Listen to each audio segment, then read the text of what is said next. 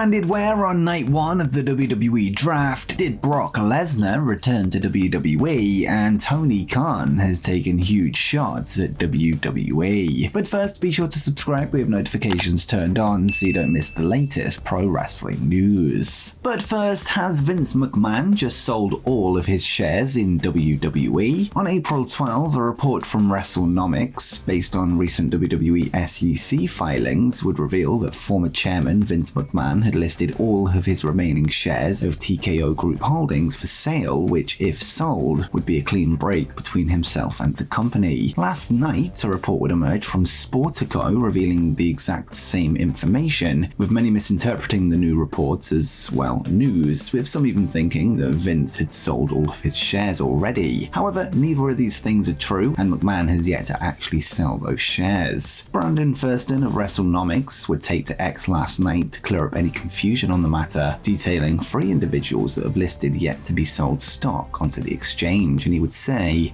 "We reported on April 12 that all of Vince McMahon's remaining TKO shares were being registered for sale. That was a preliminary filing, of which the final version was published today. All of Nick Khan's shares are also registered for sale, as well as many of board member Steve Koonen's shares. Unclear if all of said shares will definitely be sold or not. And given Vince now holds less than 5% of TKO, unclear if there will be filing records of his transactions from this point forward. Because Nick and Koonen are board members, there will be filings. Nick got an enormous amount of equity as part of his employment contract. This gives him the ability to liquidate some or all of it." In Nick Khan's case, it's worth remembering that he also listed what appears to be all of his remaining shares back in September, and of course he remains with the company in an executive position. The listing from April isn't necessarily a sign that he's going anywhere based on that fact. Next up, an injured WWE star has debunked a Dave Meltzer report. Fightful Select would recently reveal that former NXT North American champion Dominic Mysterio had been pulled from the recent WWE European tour, with there being no word on what the injury was or how it occurred. On Friday, Dave Meltzer, in the latest Wrestling Observer newsletter, would claim to have the scoop on some of the missing information, albeit information that Mysterio himself has disputed. Dave would describe the injury as a freak accident before stating that Dominic is expected to undergo surgery, and he would say, "Dominic Mysterio also had an elbow injury. It apparently happened in a 4:15 match with Andrade and was described to us as a freak accident. He will be undergoing Tommy John surgery on his elbow, which for a baseball pitcher means at least 9 months out. Since he doesn't have to throw pitches hard, his recovery time would probably be a little shorter. As of now, the plan would be to keep him as a television character while recovering. He was off the European tour and had his arm in a sling at Raw."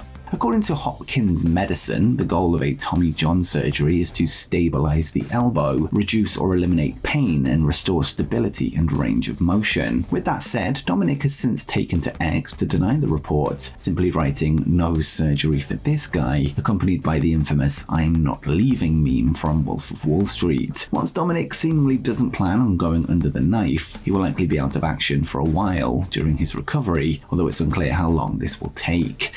And next up, this recently released WWE star has teased an AEW debut. Jinder Mahal would find himself cut from his WWE contract last week, with the former WWE champion set to hit the free agency market once his 90-day non-compete clause expires in July. Immediately after the news broke, memes would pop up joking about the possibility of a move to AEW to settle the score with Hook, somebody Mahal joked about not knowing during a recent online spat with Tony Khan. Speaking on a video posted to his X account yesterday, the Maharaja would hint at the possible jump to AEW in the future, teasing a match in the Red Hook section of New York, the area Hook's father Taz was billed from, and of course the area Hook is named after. First, Mahal would thank everyone for their support since his release and said, "I want to first say thank you.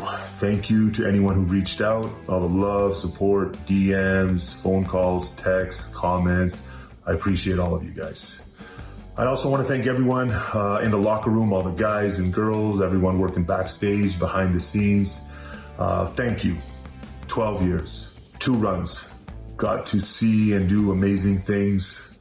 So many dream matches, traveled the world, got to do things that I never thought I'd be able to accomplish, championships, being in a rock band.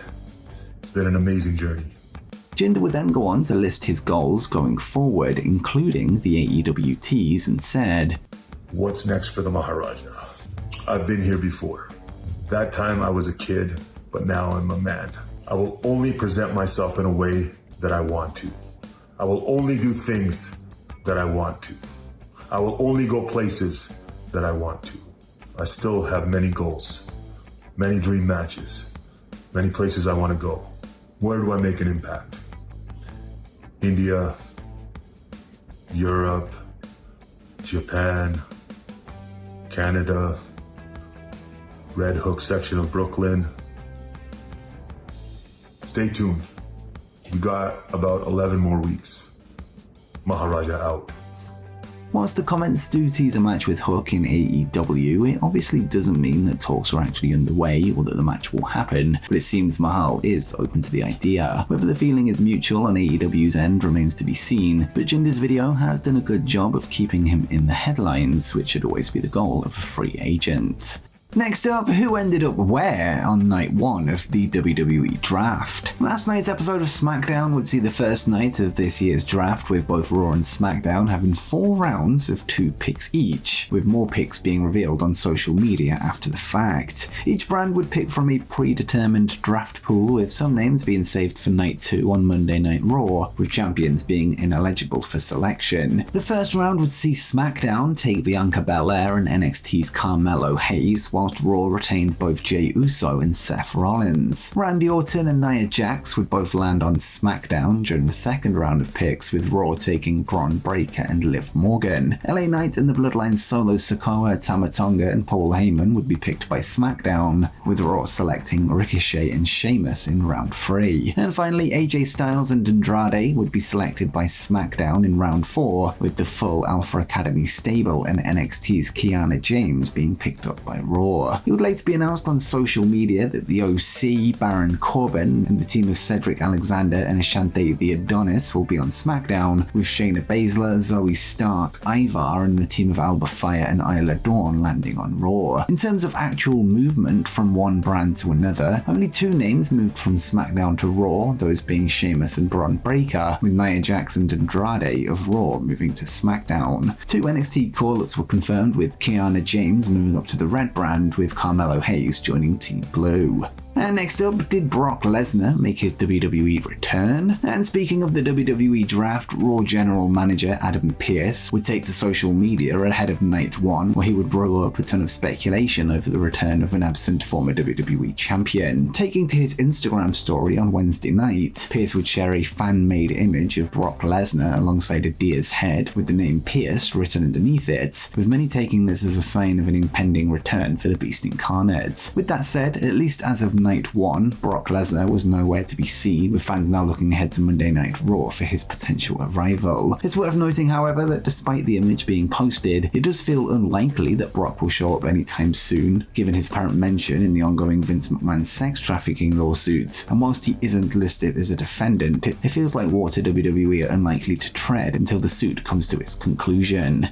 And finally, Tony Khan has taken huge shots at WWE. Heading out of this week's episode of AEW Dynamite, many were anticipating an appearance from Tony Khan on the NFL Draft broadcast on behalf of the Jacksonville Jaguars, with questions on if he would play up to the beatdown he received on Wednesday night at the hands of the new Elite. Well, in the end, Tony would in fact show up, Nick Brace included, in order to sell the ongoing angle. You know, I have a complicated relationship with Matt and Nick and Jack.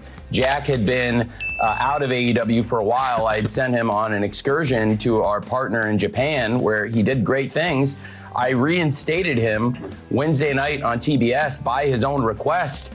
He repaid me by hitting me in the stomach with a microphone. And then Matt and Nick pulled me up and gave me the Tony Khan driver, which is really a spike pile driver. It's one of the deadliest moves in pro wrestling. It's been banned in a lot of states. It's illegal in the state of Tennessee.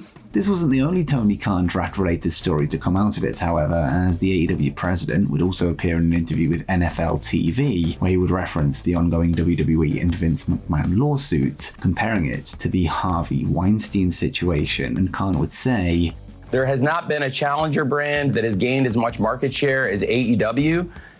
in many, many, many years. We are like the Pepsi of pro wrestling. Yeah. And we're up against a really evil juggernaut. WWE is our competitor. That's who we're facing. AEW, like the Pepsi of pro wrestling. WWE's like the Harvey Weinstein of pro wrestling. And I'm really proud of what we do down here. I think Tony. As always, wrestling fans are divided on if Tony's comments are appropriate, but in any case, he once again has everybody talking about him and AEW, whether it be from pure love or sheer hatred.